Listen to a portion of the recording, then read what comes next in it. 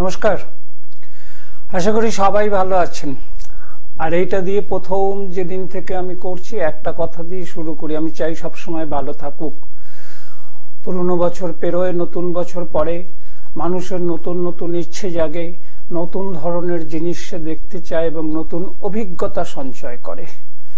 যে অভিজ্ঞতা সে পিছনে ফেলে আসে, সে নতুন অভিজ্ঞতা দিয়ে নতুনভাবে কাজে কর্মে লিপ্ত হয়। আর মানুষের এই কর্মে লিপ্ত হয় মানুষকে উন্নতির পথে এগিয়ে নিয়ে যায়। আপনি যদি, আমরা যেমন অন্যভাবে বলি, নিকম্মা হয়ে যান, মানে কোনো কর্ম থেকে বিচ্যুত ঘটে, তাহলে কিন্তু সেটা আপনার পক্ষেও ক্ষতিকারক, আপনার বাড়ির পক্ষে ক্ষতিকারক, আপনার মনের পক্ষেও ক্ষতিকারক। এই করতে এই যে জ্যোতিষের প্রোগ্রামে যে এই যে 12টা ঘর এবং 27টা নক্ষত্র নিয়ে যে যতই আলোচনা করুক এবং যে যতভাবেই যেটাকে নিপুণভাবে ব্যাখ্যা করুক, এই জ্যোতিষ সেই জ্যোতিষ, কোনো জ্যোতিষের কিছু নেই। আপনি এই 12টা ঘরকে, আপনি যেমন 6টা ঋতু, এই 6 দোকানে 12, 2 মাস করে একটা ঋতু থাকে, তাহলে 6 দোকানে 12টা ঘর, 12টা ঘরের মধ্যে এক একটা 27টা নক্ষত্র থাকে, 7 আর 2 9, 360 ডিগ্রি সার্কেল থাকে, 6 আর 3 9। আমরা বলি 9টা গ্রহ, কিন্তু 7টা গ্রহ, 2টো হচ্ছে ছায়া গ্রহ, রাহু এবং কেতু, যার প্রভাব আছে কিন্তু বিস্তার নেই, শুরু আছে শেষ নেই। কেতুর গোপন তত্ত্ব আছে, কিন্তু গোপনীয়তা যখন ফাঁস হয়, নয় মান সম্মানের হানি হয়, নয়তো তার যে কোনো রকম শরীর অঙ্গে রোগ ধারণ করে। এই যে জিনিসগুলো রয়ে গেছে, তাহলে আপনি বলবেন কেতু কি? কেতু যে ঘরে থাকে, লগ্নে কেতু। এবার আপনি যদি সেই পুরনো ধারায় চলে যান, পুরনো নিয়মে চলে যান, খনার বচনে চলে যান, যে লগ্নে যদি থাকে কেতু, পরের ধনে বাঁধে সেতু, আছে না এই কথাগুলো? শুনতে খুব ভালো লাগে। মানে চুরির ধন না, আপনার জ্ঞান বিসর্জন দিয়ে জ্ঞানকে আপনি লোকের মধ্যে বিস্তারিত করে যে অর্থ ইনকাম করেন, যেটাকে আমরা দক্ষিণা বলি, সেইটা দিয়ে আপনার চলে। এই জ্যোতিষটা কিন্তু বিনা পয়সায় বিলি করার গুরুমুখী বিদ্যা। আপনি আমার কাছে আসুন, আমি শিখতে চান, আমি শিখিয়ে দেবো, কিন্তু আপনি তার বিনিময়ে আমার যে সময়টা নষ্ট হয়, সেই সময়ের দাম আমরা নেই, সেটাকে বলে দক্ষিণা। এবং সেটা দিয়ে আমরা চলার চেষ্টা করি, নিজের পথকে মসৃণ করি। আর মসৃণ পথে চলতে চলতে মানুষও কিন্তু হোঁচট খায়। কিসে হোঁচট খায়? তার মাথায় অন্য চিন্তা আছে। আর মাথা কালপুরুষের চক্রের একদম মঙ্গল থেকে শুরু, প্রথম ঘর যেখানে রবি তুঙ্গস্থ হয়, মেষ রাশি, মেষ রাশি থেকে শুরু করে মীন রাশি পর্যন্ত পদতল আছে।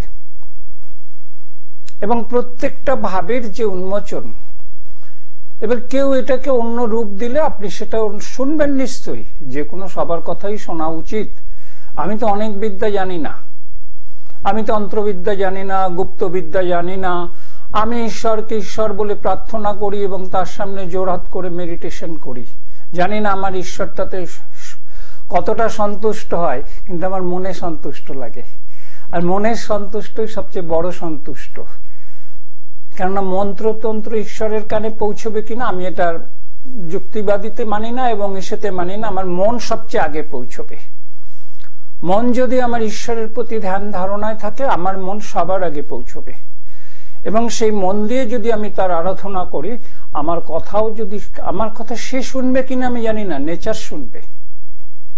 প্রকৃতি ঈশ্বর, এই প্রকৃতির ভয়ঙ্কর রূপ আপনারা দেখেছেন এবং প্রকৃতির শান্ত রূপও দেখেছেন।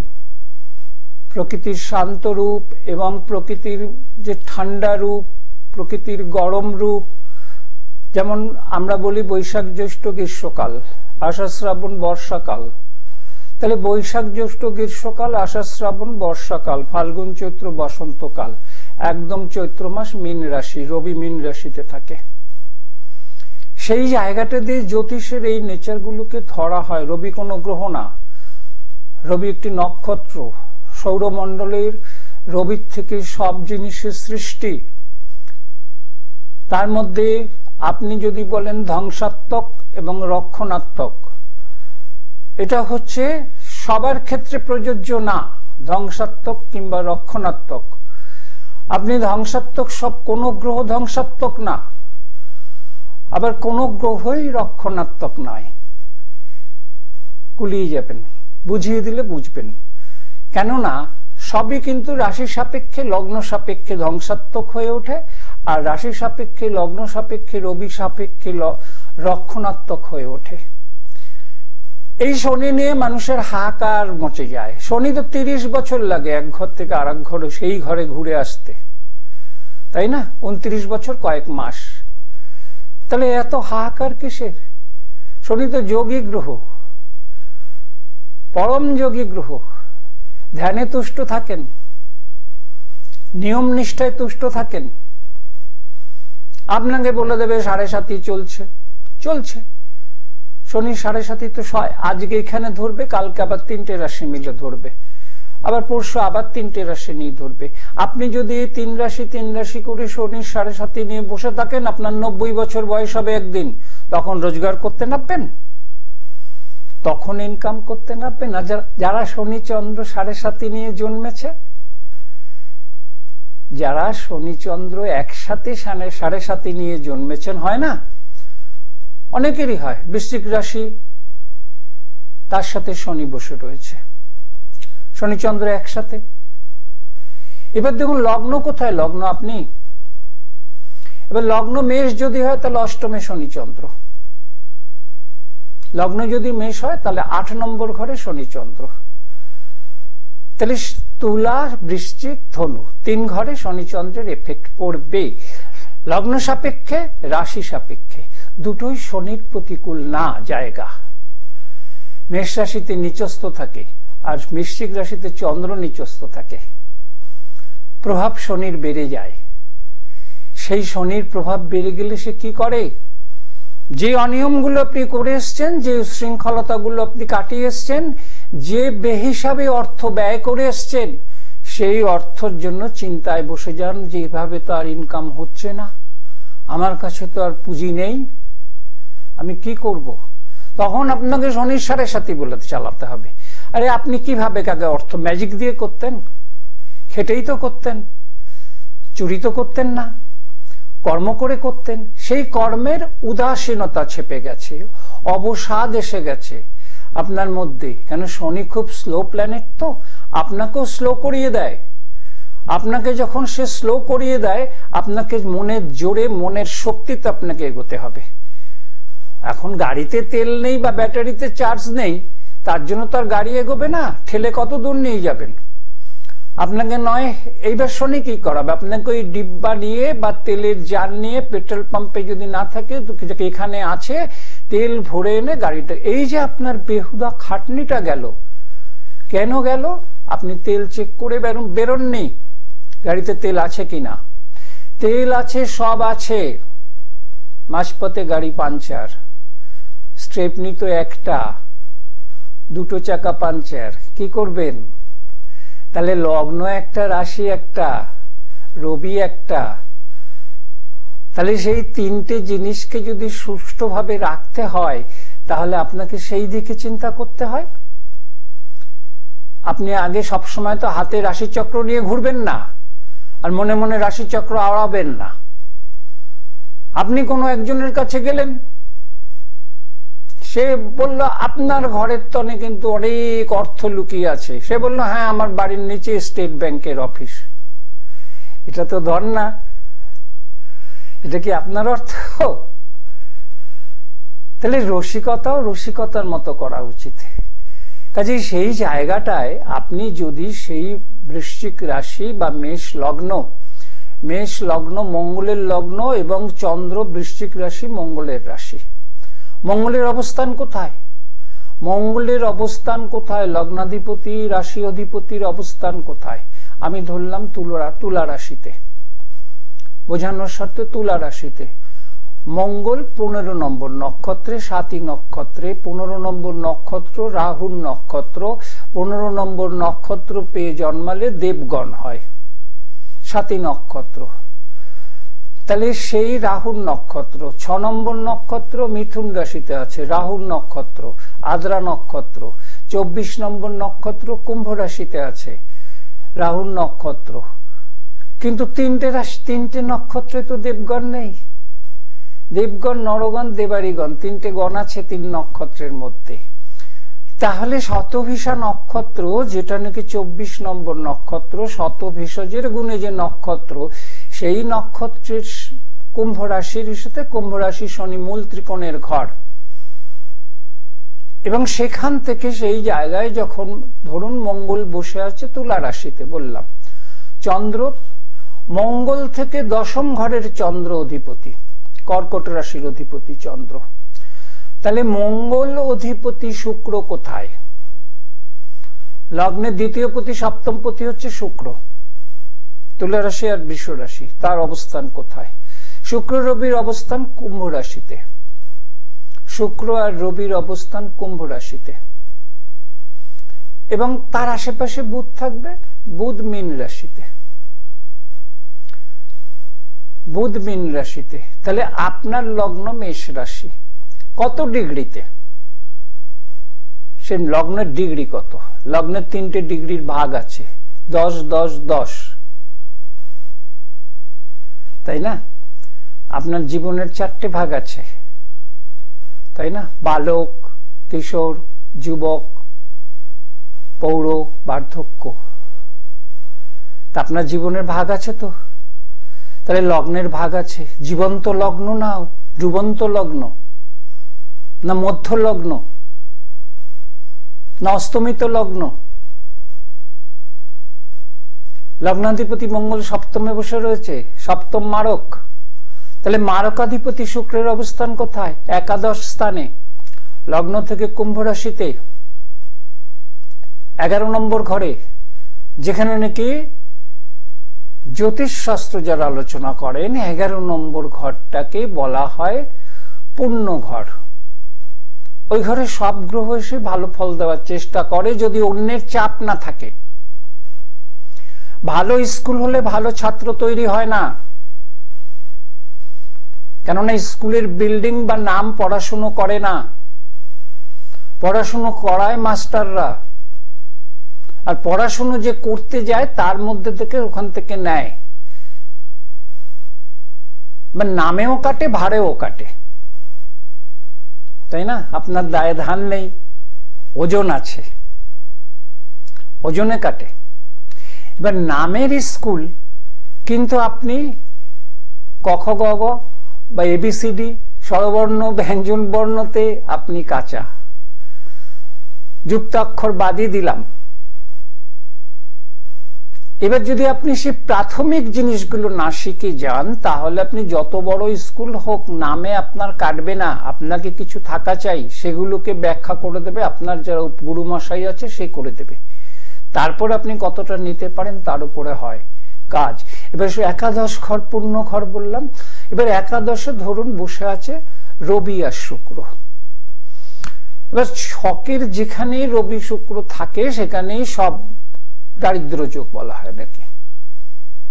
রবি শুক্র, শুক্র ভোগ কারক, রবি হচ্ছে তাপ কারক। রবি তো গ্রহ না, রবি তো নক্ষত্র। রবির তাপে একটা সময় আমরা রবির তাপের থেকে ছাতা দিয়ে মাথা আড়াল করি, একটা সময় রবির তাপ পাওয়ার জন্য আমরা এদিক ওদিক একটু ছুটে বেড়াই, একটু রোদে দাঁড়াই। সেটা কোন সময়? সেটা শীতকালে, পৌষ মাঘ মাসে। তাহলে পৌষ মাঘ মাসে রবি দৌড়ই কোথা দিয়ে? ধনু রাশি আর মকর রাশি দিয়ে। তাহলে সেই জায়গাটায় যখন আপনার সেইখানে যখন রবি শুক্র কুম্ভ রাশিতে বসা, তাহলে শনির অবস্থান কোথায়? ও ঘরটা তো শনির। এবার শনি বসে রয়েছে আমি বললাম কর্কট রাশিতে, লগ্নের চতুর্থে শনি, সপ্তমে মঙ্গল। চতুর্থে শনি ভোগকারক হয়ে উঠতে পারে না। শনি খুব শীতল গ্রহ, ঠান্ডা গ্রহ, জলজ কারকে রয়েছে, যার জন্য অগ্নিকারকে গিয়ে নিচস্থ হয়। মেষ রাশিতে শনি নিচস্থ হয়, রবি তুঙ্গস্থ হয়। রবি তাপকারক নক্ষত্র, মেষ রাশিতে গিয়ে সে তুঙ্গস্থ হয়, বলবত্তা বৃদ্ধি করে। আর শনি শীতল গ্রহ, ঠান্ডা গ্রহ, মেষ রাশিতে গিয়ে সে নিচস্থ, বলবত্তা হারায়। শনির সাথে যেহেতু শনি কুম্ভ রাশির মালিক, এবং মকর রাশিরও, মকর রাশি নিষ্ক্রিয় শনি।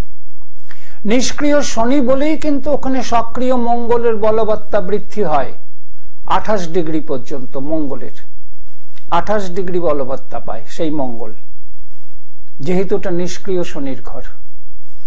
এবং সেই শনি কর্কট রাশিতে বসা। কর্কট রাশিতে 3টে নক্ষত্র আছে, পুনর্বসু, পুষ্যা আর অশ্লেষা। একটা বৃহস্পতির, একটা শনির নিজের, আর একটা বুধের। এই যে 3টে নক্ষত্র আছে, এই যে পোষণ, ভরণ পোষণ, ভরণে 2 নম্বর নক্ষত্র আর পোষণে 8 নম্বর নক্ষত্র। তাহলে শুক্র আর শনি, 2 নম্বর নক্ষত্রটা শুক্রের নক্ষত্র, আর 8 নম্বর নক্ষত্রটা শনির নক্ষত্র। তাহলে শনি সেখানে 8 নম্বর নক্ষত্রে বসে রয়েছে, জলজ গ্রহতে। কিন্তু চতুর্থে শনি কিন্তু একদমই ভালো ফল দিতে পারে না, বলহীন হয়ে পড়ে। কেন? চতুর্থের যা বিকাশ থাকে, চতুর্থের যেমন বন্ধুভাব, মাতৃভাব এবং গৃহভাব, নিজের নিম্ন শিক্ষা ভাব, সেখানে শনি একটু বাধাকারক হয়ে ওঠে।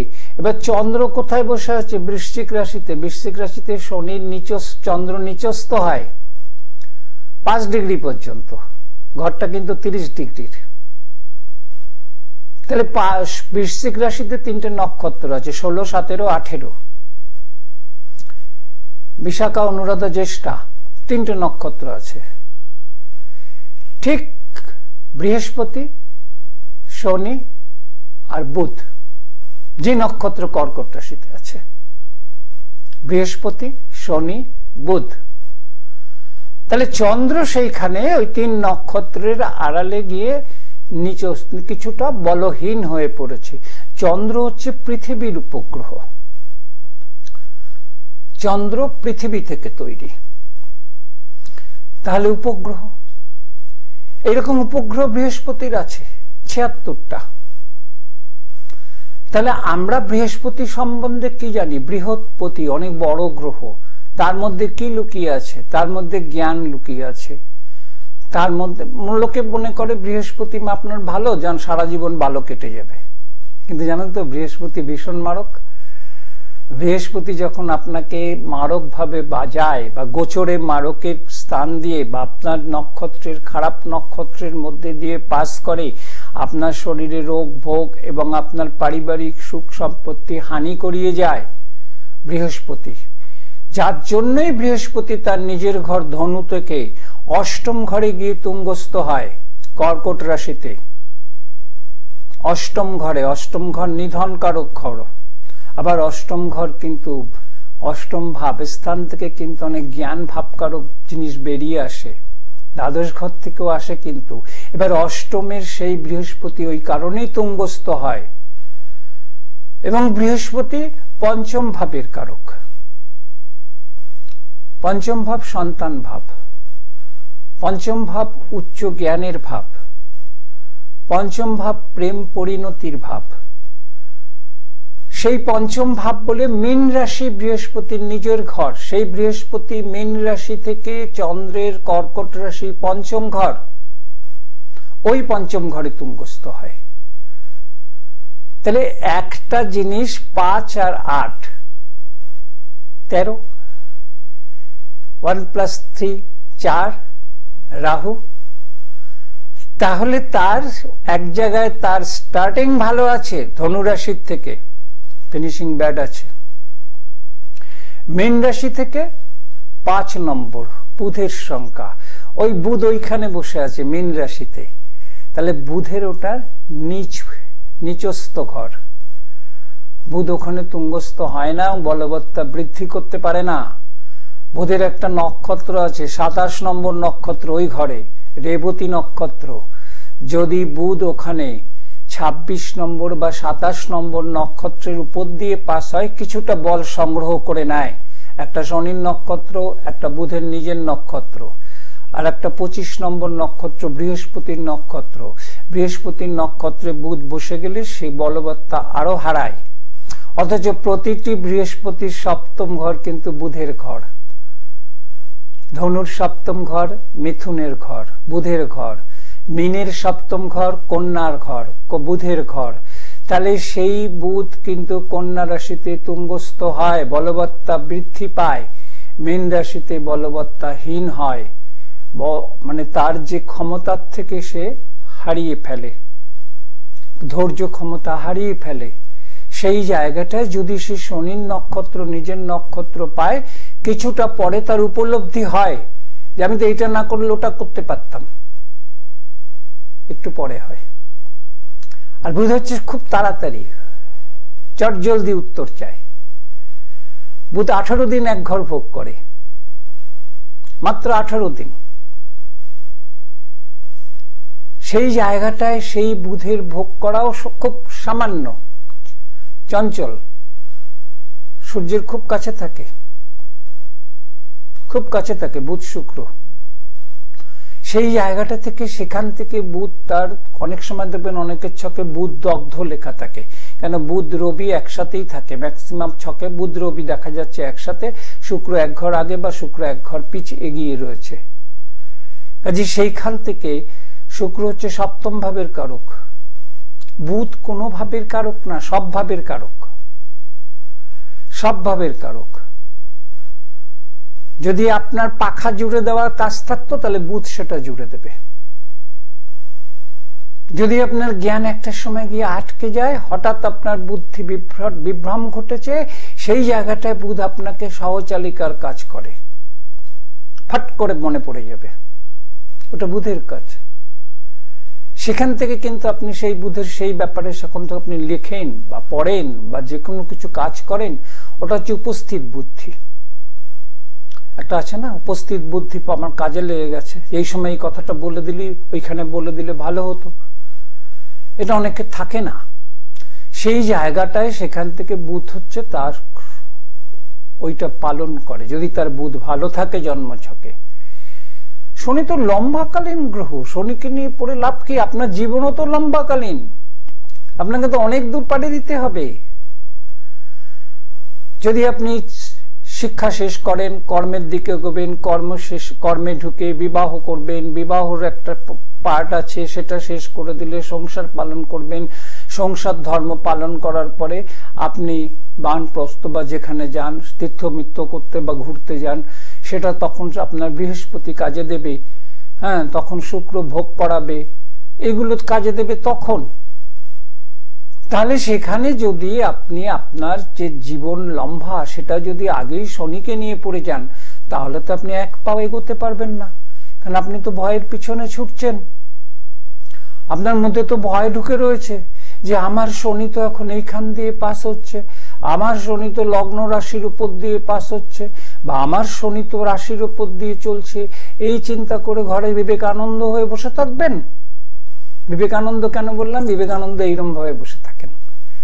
আপনি যদি দুটো হাতের কর্ম গুটি ওইভাবে বসে থাকবেন না, আপনি চিন্তা করতে থাকবেন সময় খারাপ এসছে, ভালো আমাকেই আনতে হবে, এবং সেই ভালোটা আমার মনের জোর এবং আমার কর্মের দৌরত্ব এবং যে কর্ম আমি করতাম তার গতি বাড়াতে হবে, এবং আজ খারাপ আছে কাল ভালো হবে, কাল ভালো হবে। এটা যে চিন্তা করতে পারবে সে শনি নিয়ে চিন্তা করবে না। সে 4 টাকা পাচ্ছিল, 2 টাকা পাবে, কিন্তু সে পাবে, কেন প্রত্যেকটি ঘাম বিন্দুর পিছনে একটি করে কষ্ট লুকিয়ে থাকে। আর সেই কষ্টের পিছনে মানুষ যখন ছুটতে পারে তখন তার মোক্ষ লাভ হয়। আপনি এটা মনে করে রাখবেন যে আপনি কিন্তু সারা জীবন যদি ভীতু হয়ে চলেন, বা আপনি যদি কোনো রকম ভাবে ডেসপারেটলি না দেখাতে পারেন, বা আপনার মনকে যদি সতেজ না রাখতে পারেন, তাহলে কিন্তু আপনার শরীরের মধ্যে রোগ আছে, ভোগ আছে, অনেক কিছু আছে। সেই জায়গাটা থেকে কিন্তু আপনি নিজেই মানসিকভাবে ভেঙে পড়বেন। আর যদি মানসিক ভেঙে পড়েন আপনি কোনো কাজ করতে পারবেন না। সেই জায়গাটা কিন্তু জোর দেয় মঙ্গল। মানসিক ঔদ্ধত্য, ধীরতা, অবলম্বন এবং যে করে হোক এগোতে হবে, সেটা কিন্তু মঙ্গলের কাজ। মঙ্গল তৃতীয়, ষষ্ঠ, একাদশ ঘরে খুব ভালো ফল দেয়, খুব ভালো ফল দেয় মঙ্গল। এবার আমি বললাম মেষ লগ্নের সপ্তমে মঙ্গল, প্রথমেই হবে সেটা মঙ্গলের মাঙ্গলিক কথাবার্তা, যার জন্য ছক আপডেট হতে পারছে না। তার কি আপডেট হতে পারছে না? হাজার একটা মাঙ্গলিক তো আমার হাত থেকে বিয়ে হয়েছে, তারা তো অনেক বাইরেই বসে রয়েছে। আপডেট হতে পারছে না, তাদের অ্যাডজাস্টমেন্ট নেই। অ্যাডজাস্টমেন্টটা মঙ্গল করাবে না, এটা আপনার মন করাবে। দুটো মনের অ্যাডজাস্টমেন্ট মন করাবে। আপনি যদি অন্য চিন্তায় মগ্ন থাকেন ঘর থাকলে, তাহলে আপনার কোনো চিন্তাই কাজে লাগবে না, ঘর আপডেট হবে না। আপনাকে বললো ডাইনে যেতে, আপনি গেলেন বাই, আপডেট হবে না। কারণ একটা জানবেন যে সব সময় জানবেন যে সব কোনো কথা আপনার যদি কোনো জায়গায় কোনো দ্বন্দ্ব থাকে, কাউকে জিজ্ঞেস করে নেওয়া ভালো, তাতে আপনি মনের শক্তি পাবেন। আর সেই জায়গাটা দিয়ে আপনি অবশ্যই তাকে আরো শক্তি সঞ্চয় করার জন্য সবসময় হাজবেন্ড ওয়াইফ যে কাপল, যে সেই জায়গাটায় আপনারা যদি মনে করেন কোনো জায়গায় কোনো থেকে অ্যাডজাস্টমেন্টে ডিস্টার্ব হচ্ছে, আপনারা সলভ করতে পারেন, একটা সময় অবধি পারেন। কিন্তু পরে যখন লম্বা সময় হয়ে যায় বা অনেক দিন চলে যায়, তখন কিন্তু আর অ্যাডজাস্ট হয় না, তখন ইগো প্রবলেম চলে আসে। ছোট হব কেন? ছোট হব কেন, তাই না? আরে কিসের ছোট হবেন? সেদিনকে একটা উর্দু কবিতা মানে বাংলায় করে পড়ছিলাম যে তোমার পালকি উঠলো, আমার খাটিয়া উঠলো, তোমার উপরে ফুল দিল আর আমার উপর ফুল ছড়ালো, তুমি নিজে গিয়ে উঠলে, আমাকে চারটে লোক কাঁধে তুললো। তোমার জায়গায় পুরোহিত মশাই আছেন, পৌরোহিত্য যে করছেন, আমার জায়গায়ও আছে। তুমিও আগুনের সামনে 7 পাক ঘুরলে আর আমি আগুনে পুড়ে গেলাম, দগ্ধ হলাম। এটাই তো শেষ, তাই না? জীবনের শেষ অবনতি তো এইখানে লুকিয়ে আছে। কাজে শেষের আগে শেষ হব কেন? নিজের শরীরে তো নিজে আগুন লাগাবো না। মরে গেলে তো নশ্বর দেহ, কে ছিলিমিনি খেললো না কি খেললো আমার কি যায় আসে? নিশ্চয়ই দেখতে পাবো কিনা আমি মরে দেখিনি। আমি মরলে পরে বলতে পারবো, যদি মরার পরে শক্তি সঞ্চয় করতে পারি। কাজে কি হচ্ছে আমার দেখার দরকার নেই। যতক্ষণ বেঁচে রয়েছি ততক্ষণ ঠিক আছে। তার আগে আমি শনি, রাহু, গুরু, চন্ডাল, মাঙ্গলিক এইসব চিন্তা আমাকে কাটাতে হবে ভাই। আমাকে এই যেগুলো রয়েছে সেগুলো আমি আগেই বললাম যে শনি পাপ গ্রহ সব লগ্নের ক্ষেত্রে না এবং সব রাশির ক্ষেত্রে না, লগ্ন সাপেক্ষে, রাশি সাপেক্ষে এবং রবি সাপেক্ষে এরা পাপ আর পুণ্য হয়ে ওঠে। হয় না? আপনার ক্ষেত্রেই হয়। আপনি খারাপ লোকের সঙ্গে ওঠানামা করবেন, আপনি মন থেকে অনেক ভালো লোক, আপনি খপ্পরে পড়ে গেলেন, তাহলে সাপেক্ষে খারাপ লোক ছিল, ওই জন্যই পড়ে গেলেন। তাহলে আপনার লগ্ন সাপেক্ষে যে গ্রহটি আপনার সাপেক্ষে শেষ মিত্র না, সে আপনার লগ্নকে যদি টাচ করে, সে যদি আপনার রাশির উপর দিয়ে টাচ করে যায়, তাহলে আপনার খারাপ আসবে, অবসাদ আসবে। এগুলো তো জানা কথা, সবাই জানে। আমি যখন জানি সবাই জানে, কারণ আজকালকার সব যে কোনো রকমই ভাবে সোশ্যাল মিডিয়ার যুগ, অর্থাৎ এগুলো সমস্ত জানে যে এই হলে এই হতে পারে। কিন্তু এই হলে এই হতে পারে ওইটুকুন অব্দি জানতে পারে। এই নক্ষত্রে থাকলে এটা হয়, আর ওই এত ডিগ্রিতে থাকলে এই ফল দেয়, সেটা জানে না। জানে না বলে তারা হয়তো ওইসব শুনে ওর পিছনে দৌড়তে থাকে। না, গুগল বলেছে, সব জানতা হয় গুগল, তাই না? আরে জানার উপরেও তো জানা আছে। একটা অ্যাস্ট্রোলজি সাবজেক্ট বিশাল সমুদ্রের মতো, আপনি জানবেন না এর কতটা গভীরতা আছে। আমি এর আগেও অনেকবার অনেক স্লটে বলে দিয়েছিলাম, ভীষণ নাস্তিক লোককে উত্তাল সমুদ্রে হে ঈশ্বর রক্ষা করো বলতে শুনেছি। তখন ঈশ্বরের কথা মনে পড়ে যায়। এছাড়া ধর যাকে দেখা যায় না তাকে কি মানবো, এই সমস্ত বলবে। রক্তের গরম তো, ওটা মঙ্গল কাজ করে, মঙ্গলের কাজ এগুলো, চড়া মেজাজের কাজ। মঙ্গল কি শান্ত করে? মঙ্গলকে কে শান্ত করে? দেখবেন মঙ্গল নিচস্থ হয় কর্কট রাশিতে, জলের ঘর ওটা। মঙ্গলের নিজস্ব একটা ঘর জলের আছে, বৃশ্চিক রাশি, জলজ রাশি। জলজ রাশির মঙ্গল অতখানি উত্তপ্ত হয় না যতটা মেষ রাশির মঙ্গল হয়। কাজে সেই জায়গাটাই যায়। এখন যে দেখবেন সমস্ত যে রাজনৈতিক দল প্রতীক ঠতিক নিয়ে লড়ে, আপনি দেখবেন ওই জ্যোতিষীরও 12টা ঘরে 12টা প্রতীক আছে, প্রতীকের মিনিং আছে। মানেটা আপনাকে বার করতে হবে, বুঝতে হবে যেটার মানেটা কি সে বলতে চাইছে। ওই না বুঝে আপনি যদি শুধু শুধু তার ছক খারাপ, ওই খারাপ, সেই খারাপ, আরে ভালো কি? এতদিন বেঁচে রইল কি করে? সে কি করে সে এত দূর পড়াশোনা করে এগিয়ে এলো? চাকরি পায়নি, তাই তো? আমাকে দেখতে হবে, আমার সামাজিক ব্যবস্থাও দেখতে হবে, যে কর্মের কি অবস্থা চলছে সেটাও তো দেখতে হবে। সেটা তো আমার জন্য হয়নি, আমার শিক্ষা তো তার জন্য দায়ী না। আমি তো শিক্ষিত, আমি তো পড়াশোনা শিখেছি, আমার তো যথেষ্ট জ্ঞান আছে। তাহলে কর্মটা পাইনি কেন? কর্মের যোগাযোগ পাচ্ছি না। সেটা কেন পাচ্ছি না? যোগাযোগ করায় রাহু, মাস্টার মানুষ একদম। রাহু যোগাযোগ করায়। দেখবেন প্রত্যন্তরে, অন্তরে, দশাতে রাহু আসলে ফটাফট অনেক কাজ হয়।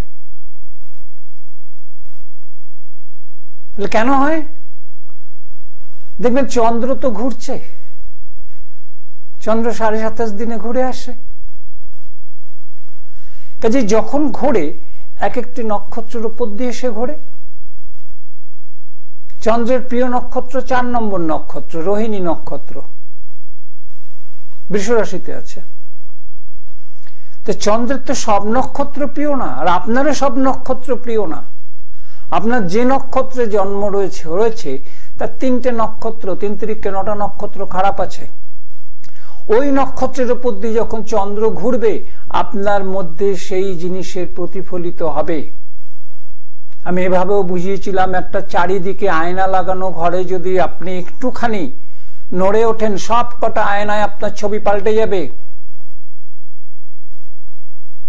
ঠিক সেই রকম লগ্ন যদি কোনো কারণে, রাশি যদি কোনো কারণে তার সাপোর্টিং গ্রহ ছাড়া অন্য গ্রহ দ্বারা একটু অবহেলিত হয়েছে, বা চন্দ্র অন্য নক্ষত্র দিয়ে পাস হচ্ছে, সেখানে রাশি লগ্ন দুটোই চাপ খেয়ে যাবে। যতই আপনার ভালো লগ্ন থাক, ভালো রাশি থাক, সেখানে আপনি চাপ খেয়ে যাবেন। সেটা অনুভব করতে হবে কোন জায়গা থেকে এসছে।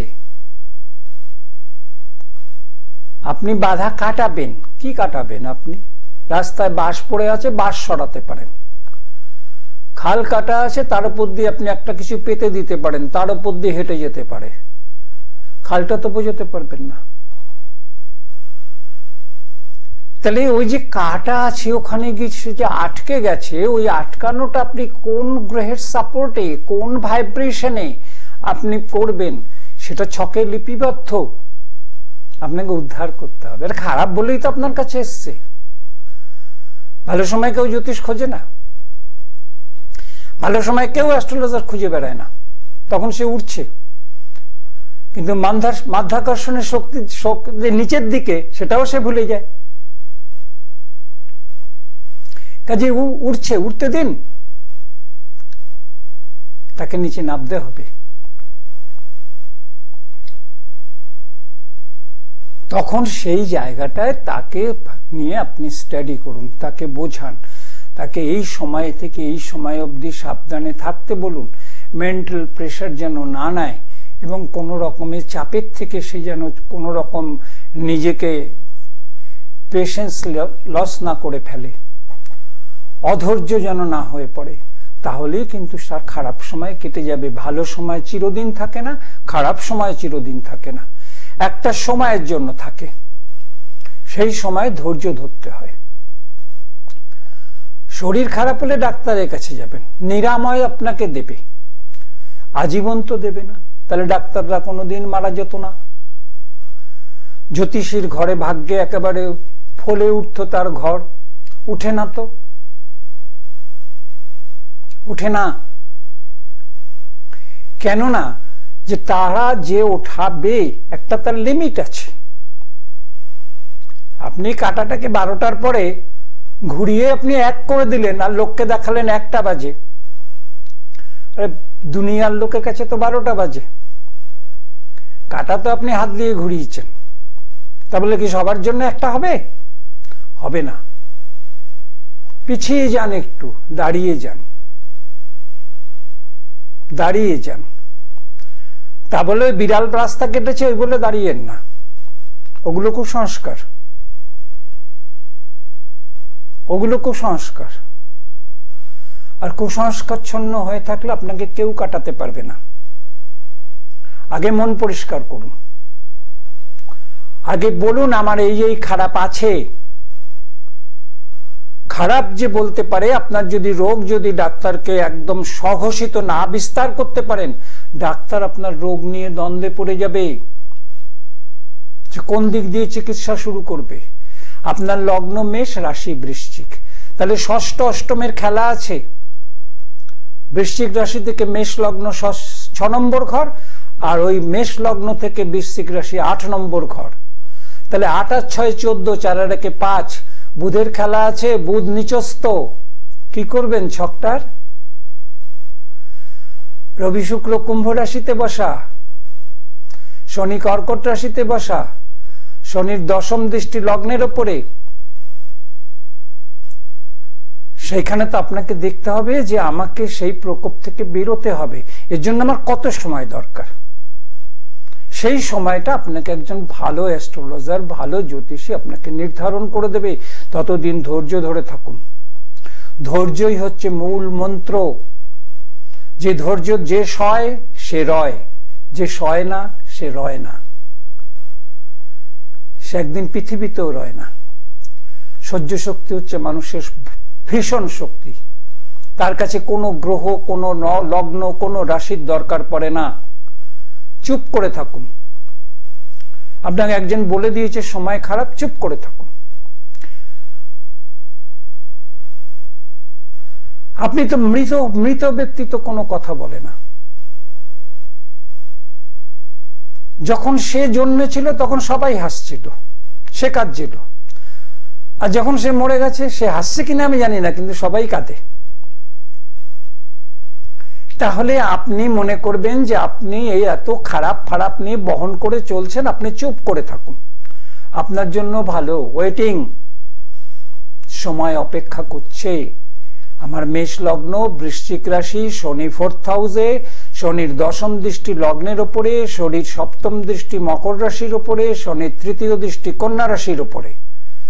লগ্ন থেকে 6ষ্ঠ ঘর কন্যা রাশি, রোগরিপুর ঘর। অতএব সেইখানে শনির দৃষ্টি আছে। তাহলে আপনার কি কি হতে পারে, কি কি না হতে পারে, সেটা আপনাকে বিচরণ করতে হবে এবং জানতে হবে। সেই জেনে আপনাকে ধৈর্য ধরতে হবে, আপনাকে এগিয়ে যেতে হবে, আপনাকে স্টেপ ফেলতে হবে। আপনার ডান পা এগোয় বলেই বা পা এগিয়ে যায়। 2 পা তো লাফিয়ে লাফিয়ে চলেন না। পিছনের পাটা এগোয়, সামনের পা এগিয়েছে বলে। দুটো বন্ধু, কেউ কাউকে ছেড়ে যায় না। কাজে সেই জায়গাটায় সেইরকম ভাবে এগোন। লগ্ন আর রাশি দুটো বন্ধু, রবি একটা বন্ধু। এই 3 বন্ধু আপনার হচ্ছে মাথা, বুদ্ধি এবং দৃষ্টি। এই 3টে দিয়ে আপনি কাজ করুন, তাহলে দেখবেন আপনি এগোচ্ছেন। ধৈর্য, এগুলোকে পুঁজি করুন, আপনার দেখবেন আপনার জীবন এগিয়ে চলেছে। ভালো থাকুন, ভালো রাখুন। আবার দেখা হবে। নমস্কার।